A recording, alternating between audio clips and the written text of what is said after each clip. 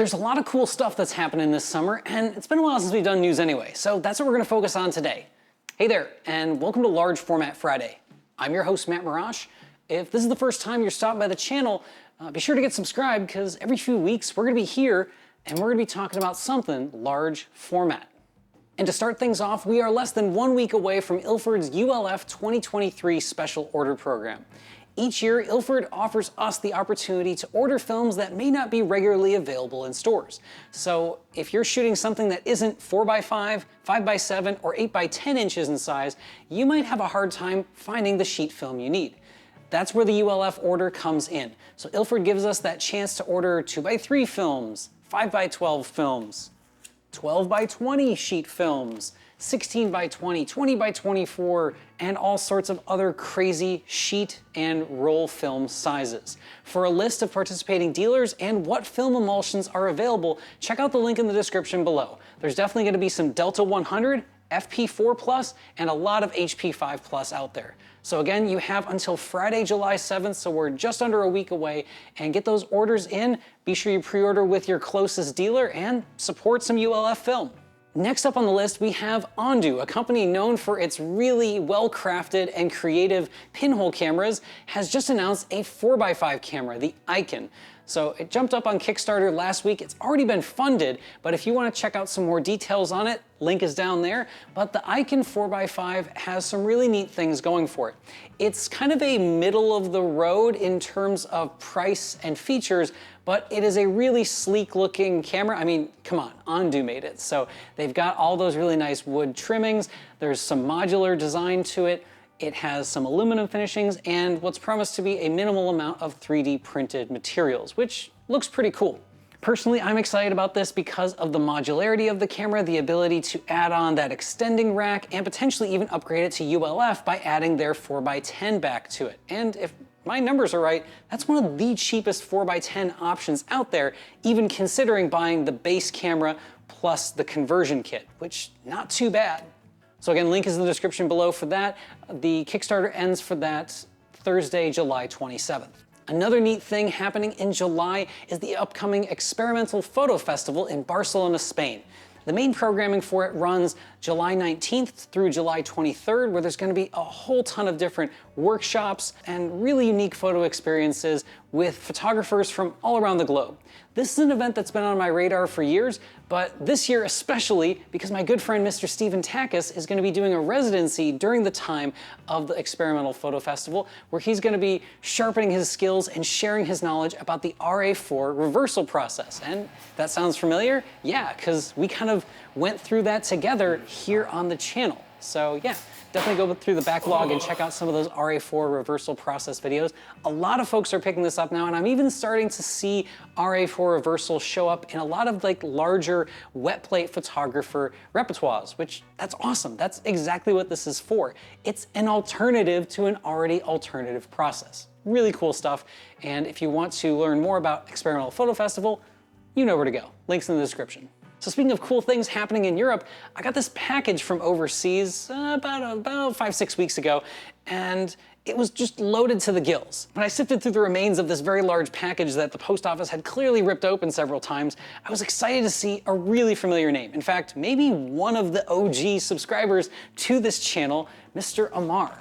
So Amar wrote in these awesome handwritten letters just detailing how he has been with the channel since day one. Almost to the day when Amar picked up a large format camera is when I started posting my first videos here on LFF on the channel, which is really, really cool. It's been really, really neat to see someone come up through their large format journey at the same time this channel has gone through its own journey.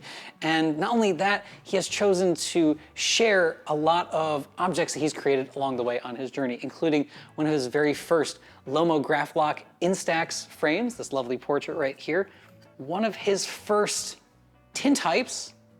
Awesome, we got some 4x5 tintype action, and I was really, really stoked to see he even shared some of his first cyanotypes on fabric, including this t-shirt here,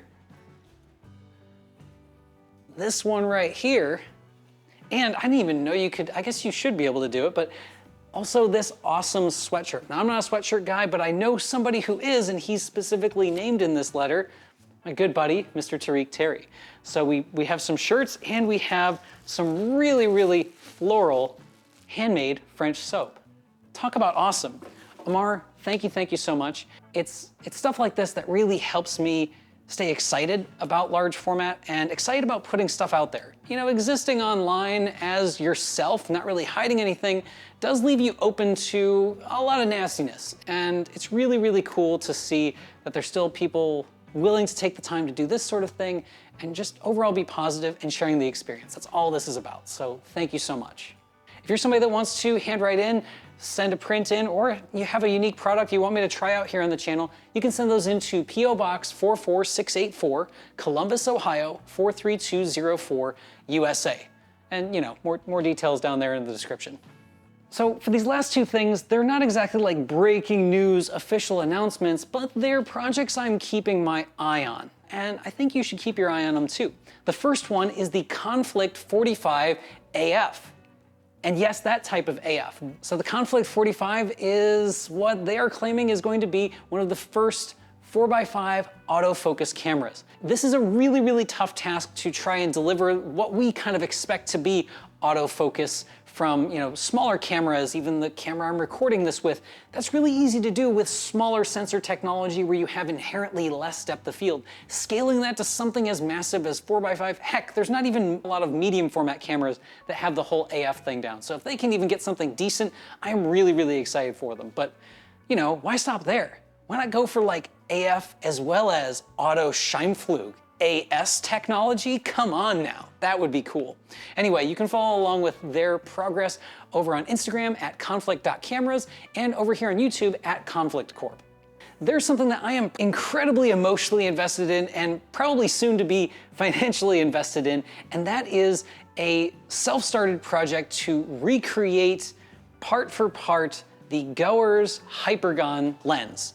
So all the way back in the early 1900s, the Goer's Hypergon was an ultra-wide angle lens designed for 4x5, whole plate, 8x10, even up to ultra-large format. But one of the most popular Hypergon lenses was the 75mm Hypergon. 75mm doesn't sound wide, but it's pretty wide on 4x5, stupid wide on 5x7, and absurdly hyper wide on 8x10. There is no other lens, to my knowledge, that is wider and somehow still covers 8x10-inch film, and the Hypergon is it. When you can find these in the wild, they're typically museum quality or completely BTS. There's really no in between, and often they fetch insane prices. And when you look at the optical design, it's two almost little marbles of a lens smushed together in this teeny tiny specialty little shutter with, if you can find one, a rotating blade fan. That rotating blade fan with the squeeze bulb was actually the precursor to what we know today as center neutral density filters. This lens was a first of for so many things and a really neat piece of optics history. If you're somebody that's as big a nerd as I am about wide angle lenses on 8x10, definitely follow this project. I've got links in the description below to where you can find some updates over on the large format photography forum about this project. They haven't announced any sort of official price or pre-order process for this, but I will keep everybody on the channel informed because this is a lens that I've been trying to find for a reasonable price to do a whole episode about because I have wanted one of these for a while. Oh yeah, you know, one more thing. I'm gonna classify this under rumors because we don't have any official confirmation, but the Cinestill 400D. So Cinestill last year rolled out their 400D motion picture inspired 35mm and 120 films later on. But at the same time, they were also taking orders for the 4x5 film. I even hosted a whole live stream pumping people up and, you know, helping Cinestill secure the pre-orders to make that happen. Stuff still hasn't shipped out. We last got an update from Cinestill officially back in March. There are a few folks that have reached out privately to Cinestill. They are reporting that they were looking at late June. Now we're into early July, so we'll see how it goes. My fingers are crossed. It's gonna be exciting to delve back into color, and I really just can't wait. I hope it has some of that lovely cinematic halation or glow that you get in those smaller sizes. Once again, everything we talked about today is going to be timestamped here along the timeline, as well as individual links in the description below. If there's anything I missed on the large format news, be sure to let me know down below in the comments. And for those longer form questions and comments, you can always feel free to shoot me an email, largeformatquestions@gmail.com. Thanks again for stopping by, and we'll catch you here pretty soon for more Large Format Friday.